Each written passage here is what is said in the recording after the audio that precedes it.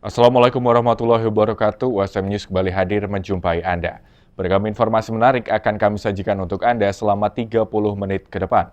Bersama saya Pandu Chandra dan berikut USM News selengkapnya.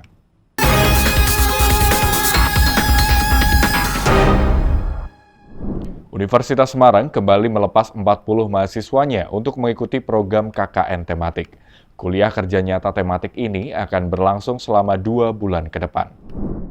Universitas Semarang melalui Lembaga Penelitian dan Pengabdian kepada Masyarakat melepas 40 mahasiswa peserta KKN tematik 4 semester genap 2024-2025 pada Selasa 15 April 2025. KKN tematik 4 ini akan berlangsung 2 bulan, terhitung mulai 15 April hingga 13 Juni 2025. Ketua LPPM USM Profesor Mujiasuti Handayani MT dalam sambutannya memaparkan 2 tema utama yang diusung dalam KKN tematik kali ini, yaitu ketahanan lingkungan dan mitigasi kebencanaan, juga peningkatan kesejahteraan sosial dan ekonomi. Ini di semester genap 2024-2025 diselenggarakan di Kecamatan Semarang Timur yang kita khususkan di Kelurahan Kemijen dan Kelurahan Rejosari. Adapun tema dari KKN ini ada 2 tema yang yang akan dilakukan adalah yang pertama ketahanan lingkungan dan mitigasi kebencanaan, dan yang kedua adalah peningkatan kesejahteraan sosial dan ekonomi. KKN diselenggarakan 2 bulan dan pelaksanaan ini diakhiri nanti tanggal 13 Juni 2025 dan insya Allah tanggal 11 Juni nanti ada Expo. Turut hadir dalam kegiatan itu dihadiri oleh Rektor USM, Dr. Supari STMT, Wakil Rektor 1 dan Wakil Rektor 3 USM, Ketua LPPM USM, Profesor Mujiasuti Handayani beserta jajaran pengelola LPPM USM dan dosen pembimbing lapangan KKN tematik 4. Haul ke-125 Kiai Haji Soleh Darat ramai diikuti oleh jamaah. Ribuan orang dari berbagai daerah tampak memadati acara itu yang berlangsung di TPU Bergota, Semarang baru-baru ini. Ribuan orang dari berbagai daerah di Jawa Tengah menghadiri haul ke-125 Kiai Haji Soleh Darat di TPU Bergota, Semarang baru-baru ini. Kegiatan haul yang rutin disupport oleh Pemkot Semarang ini diinisiasi oleh PCNU Kota Semarang, Pengajian Ahad Pagi 1939, dan komunitas pecinta Kiai Soleh Darat atau Kopi Soda. Hadir dalam kesempatan tersebut Ketua Tanfiziah dan Syariah NU Kota Semarang Dr. Anasom dan Kiai Haji Hanif Ismaili serta Ketua Kopi Soda Dr. Kiai Haji In Amuzahidin. Menurut Dr. Anasom, saat ini sedang dilakukan usulan Kiai Haji Soleh Darat sebagai pahlawan nasional. Mangke insya Allah segera jadi namanya naskah akademik pengajuan Simbah Kiai Haji Soleh Darat sebagai pahlawan nasional. Niki memang harus segera dipersiapkan. Sementara dalam mauidonya, Kiai Haji Calwani dari Berjana Purworejo juga mendukung Kiai Haji Soleh Darat sebagai pahlawan nasional. Karena beliau banyak jasanya bagi bangsa, murid-murid beliau sudah banyak yang menjadi pahlawan nasional. Di antaranya pendiri NU Kiai Haji Hashim Asy'ari, pendiri Muhammadiyah Kiai Haji Ahmad Dahlan, dan R.A. Kartini. Kota Semarang terkenal sampai India dan Pakistan karena Kiai Soleh Darat Semarang, bukan karena yang lain. Mudeng mboten niku lho. Murid-muridé wae dadi pahlawan nasional. Mbah Hashim Asy'ari, Mbah Ahmad Dahlan. Sangat layak karo gurunya juga diusulkan menjadi pahlawan nasional. Kepala Unit Pelayanan Pajak Daerah atau UPPD Samsat Kabupaten Blora membeberkan program pemutihan pajak. Hal ini dilakukan agar tidak menjadi kesalahpahaman di masyarakat wajib pajak. Kepala UPPD Samsat Kabupaten Blora Aris Wibowo menyebut jika program pemutihan itu tak berarti tanpa biaya alias nol. Namun tetap ada biaya, diantaranya biaya jasa raharja Rp35.000 dikali dengan banyak tahun tunggakan. Ia pun mencontohkan ada seorang warga menunggak pajak 5 tahun saat diurus, biaya yang dikeluarkan jauh lebih ringan dengan adanya pemutihan. Kalau tidak pemutihan, selisih bisa Rp400.000. Ini nunggak 5 tahun hanya bayar Rp460.000. Kalau tidak bisa Rp800.000 lebih, artinya ini bisa bantu perekonomian masyarakat. Aris Widodo mengajak masyarakat wajib pajak kendaraan untuk mendukung program Gubernur Jawa Tengah yang sangat luar biasa ini. UPPD Samsat Blora dan Pemkab Blora akan libatkan camat, Koramil, Polsek, kalau perlu Kades, Babinsa, Babin Kamtibmas hingga RT. Menurutnya pihaknya punya data tunggakan pajak kendaraan bermotor baik dari pemilik hingga alamat. Diketahui terdapat tunggakan di Blora ini mencapai Rp40 miliar. Untuk pelibatan berbagai pihak itu, bagian jemput bola untuk mengingatkan para pemilik kendaraan yang pajaknya menunggak. Diketahui bahwa yang namanya pemutihan itu tidak nol, yang dibayar itu hanya jasa raharja 5 tahun, ya Pak Adi ya. Jadi 35.000 kali 5. Setelah itu kalau ini telat berarti yang denda tahun jalan jasa raharjanya plus PKB pajak kendaraan bermotor, option PKB untuk kabupaten. Dan kalau ini ganti nopol Pak, berarti bayar PNBP, bukan ganti bayar PNBP 160.000. Nah gitu biaya administrasinya STNK itu 100.000, biaya sama TNKB-nya 60.000. Hanya itu saja Bapak Ibu, jadi mohon bisa diluruskan ke masyarakat bahwa ini luar biasa perbandingan. Kalau ini tidak menggunakan pemutihan, itu selisihnya hampir sekitar 400.000. Kalau ini hanya bayar berapa tadi Pak? 460. Kalau tidak bayar ini 800-an ribu lebih. Itu jadi itu sudah separuh lebih membantu perekonomian masyarakat. Aris meminta mereka akan datang door to door mengingatkan warga untuk membayar pajak kendaraan yang mati. Ada kesempatan 2 bulan pemutihan pajak, kalau 2 bulan maksimal bisa bantu pendapatan daerah. Pasca libur Lebaran 2025, makanan bergizi gratis kembali dilaksanakan. Sama seperti sebelumnya, menu MBG komplit dari nasi, sayur, lauk, dan buah.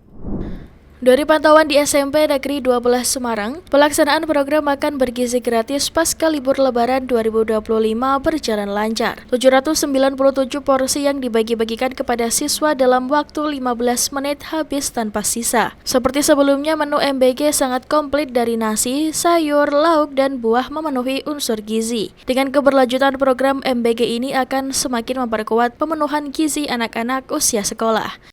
Alhamdulillah, hari ini hari Senin tanggal 14 April 2025, MBG yang dikirim ke SMP Negeri 12 Semarang sudah kembali berjalan seperti biasa, yaitu ada 797 porsi yang dikirim dengan menu sesuai dengan yang sudah terjadwal. Untuk selama Lebaran kemarin, libur kurang lebih 2 minggu. Sebelumnya pada saat di bulan puasa itu, bulan puasa Ramadan, MBG tetap berjalan dengan menu-menu makanan kering gitu, untuk dibawa pulang. MBG yang dilaksanakan kembali pasca libur Lebaran disambut baik oleh siswa. Mereka mengaku menu yang disajikan semakin enak dan berharap MBG bisa dilaksanakan lebih luas di sekolah-sekolah lainnya. Pastinya perasaan senang karena setelah sekian lama libur Idul Fitri tidak merasakan masakan MBG lagi dan akhirnya bisa merasakan lagi. Rasanya masih sama. Menunya ada sayur buncis sama wortel, terus ada bakso, ada semangka sama bakwan jagung. Semoga MBG-nya bisa berjalan terus sampai ke sekolah-sekolah yang lainnya juga. Sangat menghemat, jadi bisa untuk tambah-tambah uang tabungan. Selain terpenuhi unsur gizi dengan adanya makan bergizi gratis, siswa mengaku bisa berhemat dan bisa menabung dari sisa uang sakunya. Ribuan keris dipamerkan dalam pagelaran dan bursa keris di Gedung Serbaguna Dewi Sri, Kelurahan Danyang, Purwodadi, Grobogan, Sabtu siang. Diikuti oleh 120 peserta dari berbagai daerah, beragam jenis keris diperlihatkan untuk menarik minat masyarakat dalam melestarikan budaya. Ribuan keris diperlihatkan dalam pagelaran dan bursa keris di Gedung Serbaguna Dewi Sri, Kelurahan Danyang, Purwodadi, Grobogan. Pameran keris juga termasuk rangkaian kegiatan peringatan Hari Jadi ke-299 Kabupaten Grobogan. Sebanyak 120 peserta dari berbagai daerah turut serta memeriahkan pagelaran dan bursa keris. Bupati Grobogan Setio Hadi melihat koleksi keris yang dipamerkan peserta pagelaran. Pagelaran dan bursa keris diharapkan dapat menjadi tolak ukur untuk kemajuan Kabupaten Grobogan. Ini kan sudah kegiatan tahunan dan ini tersambung dengan Hari Jadi untuk nguri-nguri supaya Grobogan ini ingat budaya kalau zaman dulu terus ini dipakai nenek moyang kita. Untuk keris ini kita mengartikan supaya masyarakat ingat budaya kita, dan ini selalu harus diuri-uri, dan budaya ini bisa untuk kegiatan memajukan Kabupaten Grobogan. Sejumlah pengunjung antusias mengamati serta berdiskusi terkait keris yang dipamerkan. Ada beberapa keris yang berasal dari waktu yang cukup lama untuk menjaga pusaka yang mayoritas terbuat dari besi. Diperlukan perawatan khusus agar tidak karatan atau bahkan rusak. Perawatan keris juga diberikan pihak panitia secara gratis kepada masyarakat agar masyarakat dapat lebih peduli untuk melestarikan budaya. Kita persiapan pagi tadi untuk pembukaan barusan, terus besok pagi itu ada acara untuk mewarangi itu membersihkan pusaka yang karatan. Jadi kita promosikan ke masyarakat khususnya Grobogan. Jadi untuk yang mempunyai pusaka yang karatan nanti bisa dibersihkan di sini. Untuk biaya kita gratiskan, jadi nanti biar ke depan untuk masyarakat yang punya inisiatif sendiri untuk mewarangi pusaka, jadi biar awet, biar terus Jumlah peserta yang ikuti pameran? Jadi di dalam itu ada 2 sesi. Sesi 1 itu pameran yang keris-keris pusaka yang dimasukkan dalam etalase. Itu masih ada 20 etalase, masing-masing etalase itu ada berisi 5 pusaka itu milik dari anggota Haji Grobogan Bali. Terus yang di samping-samping itu meja itu busa dan berasal dari seluruh kabupaten yang ada di Jawa Tengah, Jawa Barat, Jawa Timur, bahkan sampai dari Palembang. Itu berjumlah semuanya sekitar 120 peserta. Pagelaran dan bursa keris di Kabupaten Grobogan diharapkan dapat menarik minat masyarakat untuk melestarikan budaya Indonesia yang sudah diakui oleh dunia. Dampak kebijakan Presiden Amerika Donald Trump yang menaikkan pajak ekspor dari Indonesia ke Amerika sebesar 32% mulai dirasakan pengusaha dan eksportir furniture Jepara, Jawa Tengah. Ratusan furniture di dalam kontainer yang sudah dalam perjalanan menuju Amerika dipending oleh pihak buyer hingga batas waktu yang belum ditentukan. Pasca ramai kenaikan pajak, Trump hingga kini belum ada pesanan furnitur di PT Raisa Furnitur yang berada di Jepara Kota. Bahkan 3 kontainer yang berisi ratusan furnitur dengan tujuan Amerika, 2 diantaranya untuk sementara dipending. Terhambatnya ekspor furnitur ke negeri Paman Sam tersebut diduga kuat imbas dari kebijakan Presiden Amerika Donald Trump yang menaikkan pajak ekspor dari Indonesia yang naik hingga 32%.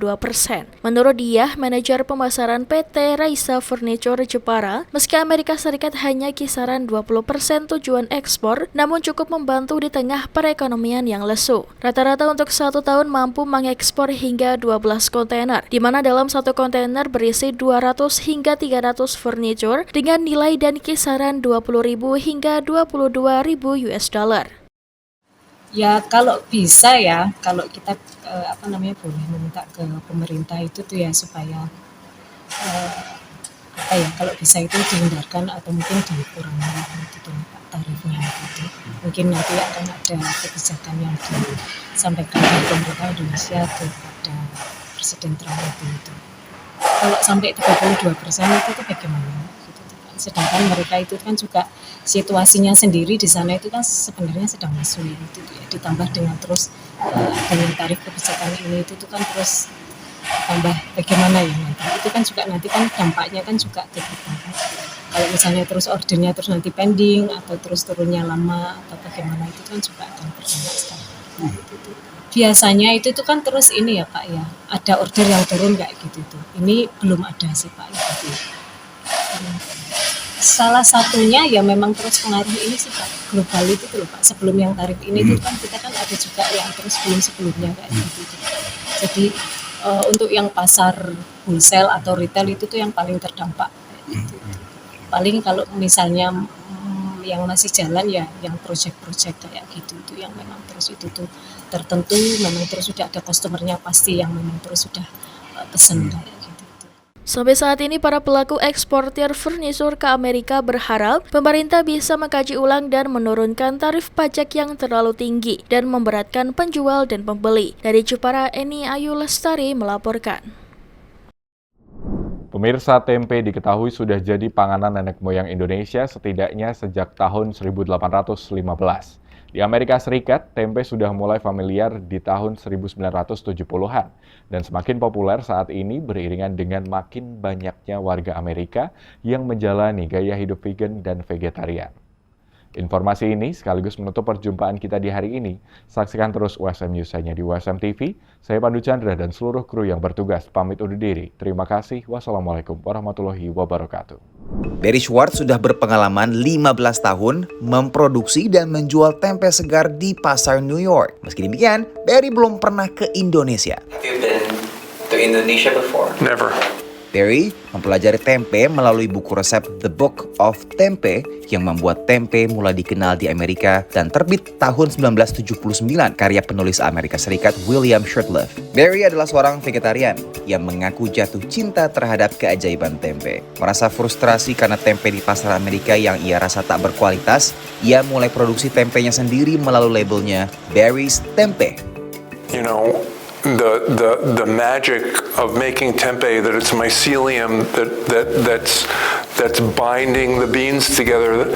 I think the major problem is the big companies that are making it are making bad tempeh, so it'll never get traction.